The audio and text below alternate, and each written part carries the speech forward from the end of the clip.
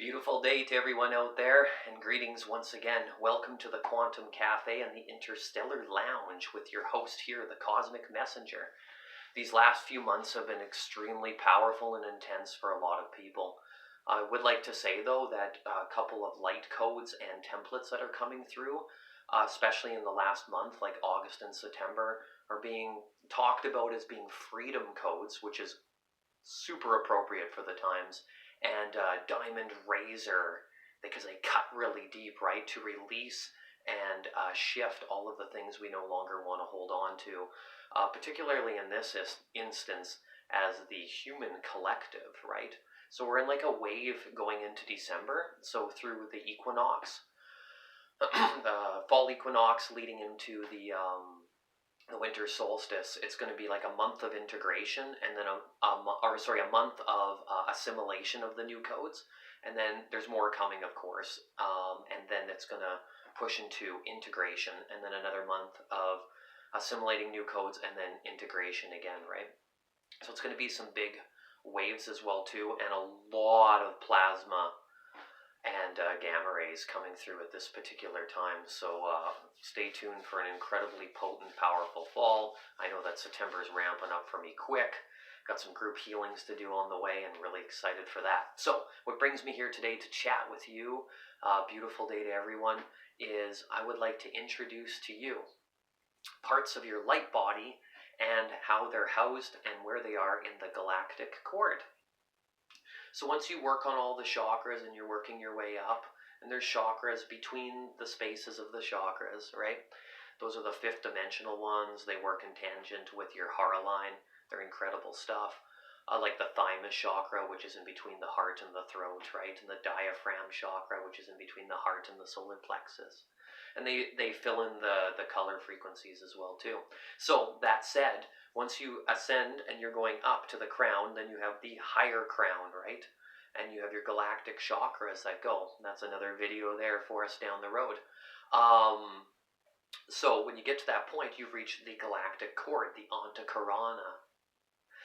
And in this Antahkarana is your light body. And your light body has, you know, the numbers are going to change, nothing's fixed, but there's 12 stages to your light body.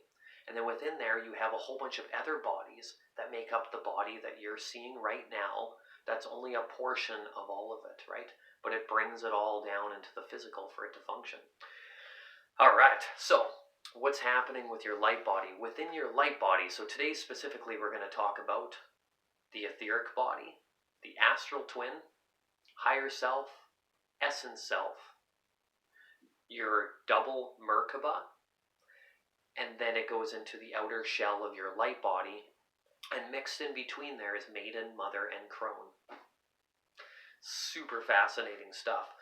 So once you start to get in touch with your own energy field, your frequencies, and you have an experience where you realize everything is energy, light and frequency and pattern and color, sacred geometry and sound, things really start to alter inside your body. So if you've come across any of these terms or ideas before, here's a way to kind of dive just a little bit deeper into each and every one of them.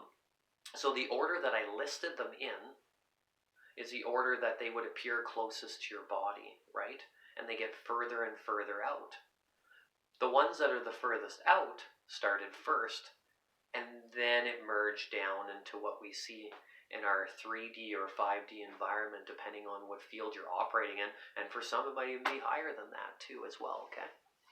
So let's start with the etheric body. And why is it important to know about these ones? Because when you work on your ascension process, or you have a big awakening, or you're going through deep cleansing, healing, recalibration of your body, you're going to come in touch with these various aspects. This information, this wisdom is going to find you. And also, that's where the core source is, with a lot of the things that we are wanting to heal and go through the full. You got to go through the full spectrum in order to work through the entire process.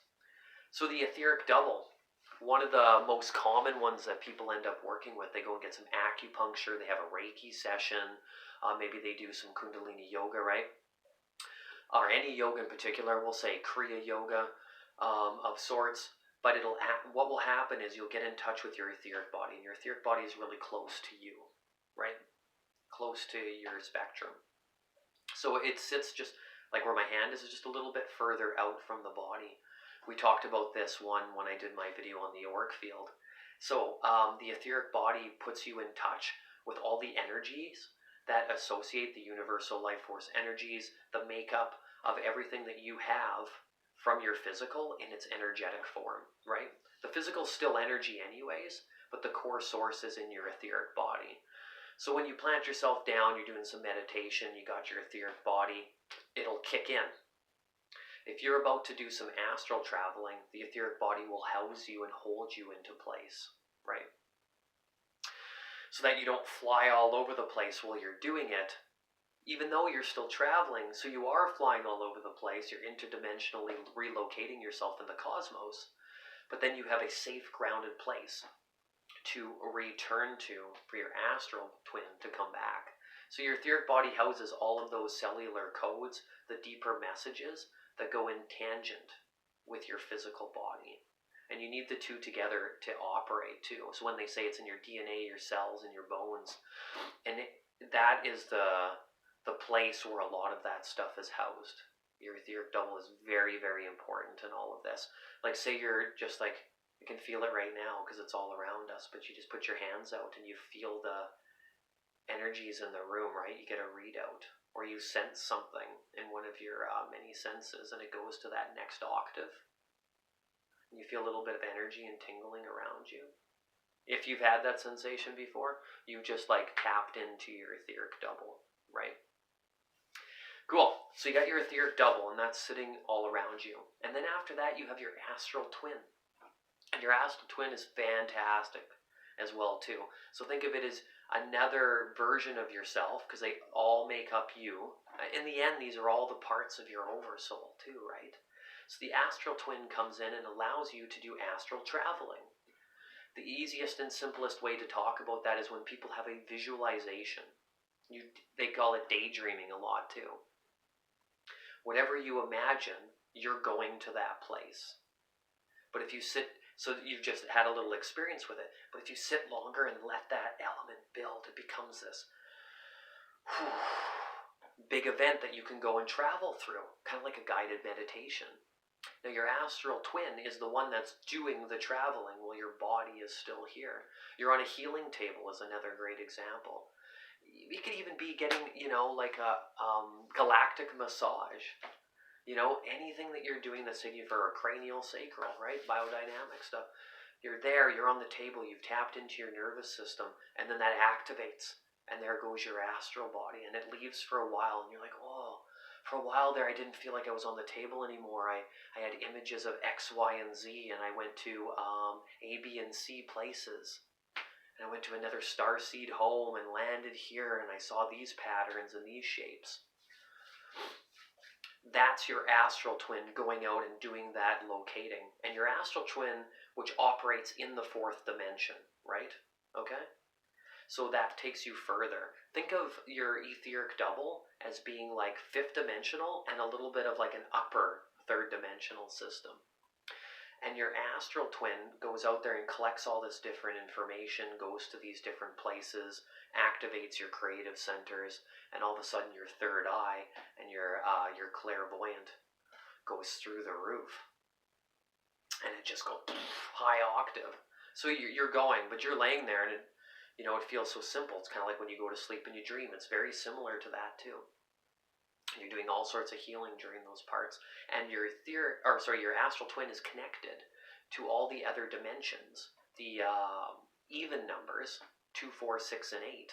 Those are the ones that are a little bit more or less physical as we know them, and those ones are where your astral body is collecting a lot of this information. So it's talking to the sixth dimension while it's working in the fourth, right? Super neat. And then that's why some people see some sacred geometry or bring in some very far out stuff. Because you're here in this human body for an incredible experience, and you'll do it over and over again, but each one of them at this point in the quantum field is not really that long in the grand scheme of the cosmos. So you got your astral twin, and that goes and connects itself. So you got your etheric body here, right, just coming a little bit out of the body, and then your astral Twin goes off, comes back, has an experience, boom, and then it relocates and talks to you. So the astral twin and the etheric body would be lots of stuff that you would have that would happen unconsciously sometimes and consciously, but it houses it in your subconscious. Okay. So then you come in contact with one of the most common, which is your higher self. And your higher self is what they say a future self that has already completed a lot of the tasks you have. It's your own spirit guide for yourself as you. It is fully shifted, worked through, but the thing is it may be more worked through. So if you're higher, let's just say it doesn't even matter where you are. You're here, your higher self is here, and it's giving you all this wisdom. You do a lot of work on yourself and you get to here, but then your higher self goes up again. Eventually they will balance out though. But that's a huge undertaking, because the idea is to assimilate all of these, and so that they interlock and stay connected on a regular basis. Your higher self has super wisdom and lots of different ways it'll communicate with you, and not always just through speaking words. It gives you insights. It's your ability to have downloads. It brings in the wisdom, like we said, and this one goes even deeper when there's something that you need to work on, and it's in your best interest for your highest good. It's gonna serve it to you, and a lot of it is fantastical and fun. Depends how you look at it, right? Will just change the outcome. But some of it can be really intense and a lot of work to do. So you utilize it. Like I get talked to mind through thought patterns in my mind, visualizations, ear tones, lights flashing. Sometimes like just crazy events will happen and just like, whoa, it just felt like a ring of light was on the ground while I was walking. Or my feet are sparkling while they're moving. And then my higher self, sometimes for people, and this one can be a little crazy sometimes, but I had to decode it at first. It would go, so my name's Derek, right? The cosmic messenger. And it would come up to me. It would go, Derek. And it would shake me every single time. And that was my higher self talking to me. Me programmed it before I even incarnated here to do this, right? Your higher self is, and your astral twin are very connected to your star karma as well too, which is all the karma you've had off planet if you've had those experiences. So then your higher self, after that point, connects to your essence self. Think of all these bodies coming in, incarnate. And your interstellar, the awesomeness that your essence self is the nature of your being from all the different incarnations you've had and in non-incarnate form. It is the seat of your soul before it incarnates into the body, right? It houses all of that information.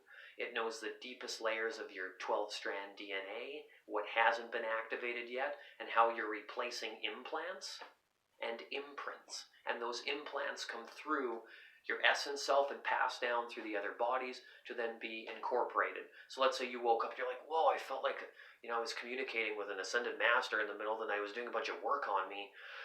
It's in my lower back, but it feels like it planted something in my spine.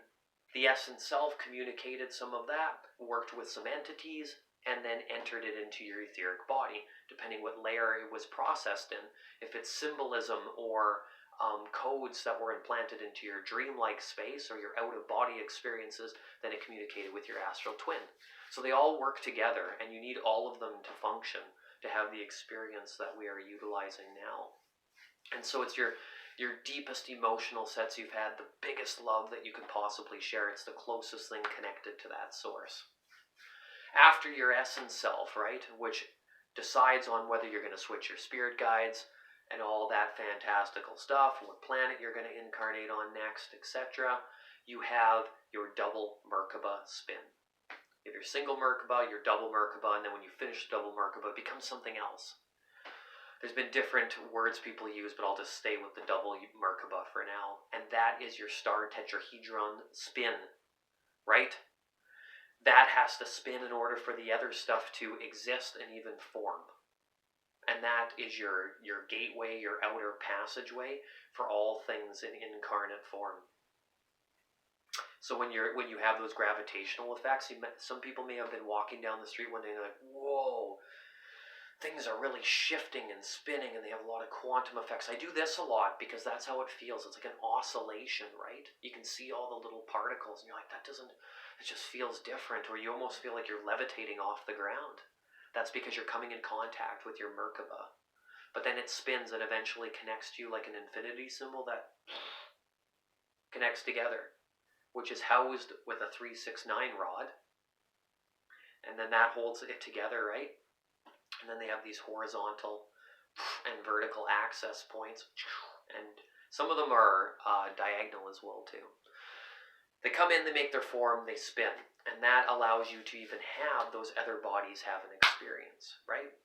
And outside of your double Merkaba is what's known as your light body, the outer casing, because all this other stuff gets into contact through your body from the galactic cord, but you're using the different fragments, the different pieces, the elements of your light body to have all of these different experiences. So that's the outer shell of it. And then all this stuff is within your light body. Everything energy outside of the direct physical is a part of your light body. Now, I said earlier there was maiden, mother, and crone bodies, and those are very important. Of course, divine masculine and feminine stuff, they both come in tangent, but the thing is, the galaxy that we are birthed in, the Milky Way, is a goddess, right? Supreme. The womb that gave birth to this Milky Way. Earth, feminine energy as well too. Gaia, the one that gives birth to us. We're all the children of this earth. It's amazing. So maiden, mother, and crone fit in there as well too. And those are very important, and I find that they're interspliced between them all. Because you need to have your etheric double, and then it'll go through its own maiden, mother, and crone, and that will dance between all of them. But up there's the mother that is housing and giving birth to it all. And the maiden is like the galactic empress, right? And we do need to get back in touch with our nurturing, so that's where the mother comes into play. And there's just something about those mothers out there when they're connected into that field. They have this sort of super cosmic, innate, alien way of connecting with everything. That wisdom, that knowledge that just comes through their moon cycles, giving birth. We all have incarnated, lots of us, unless we're a fresh soul, have incarnated many times over, so we've experienced both. But the maiden, mother, crone, and the crone is like the ancient one, the super elder, that carries these timeless passages that get fed through, and they just know this way of giving us wisdom from times immortal, times major long time ago, from quantum fields deluxe. So you intersperse those within your body, within all of those light bodies, to create a balanced, full, heart-centered self. And when you've merged them together, fantastical things tend to happen in your life. We use that word manifestation, but what you bring into your field because you shifted your inner departments ends up creating this expansive field, and you have a robust aura. And by doing all the work and going into these different areas, you heal the body, you cleanse your aura, you work on your chakra systems, you're healing multiple timelines throughout the collective. You're adding stuff into the Akashic records for the database of humanity. You're turning on these DNA strands so that you can experience fantastical things down the road. And for those who choose to give birth or to experience sharing in that birth process, they will send that through the waves into humanity. Wow, so that's a little bit touch and base on there, what it means to go through your light body and some of its many fantastical parts. It's been a pleasure. Thank you all for listening. I'll be back with more awesomeness soon, and have a most spectacular, wonderful day. Thank you.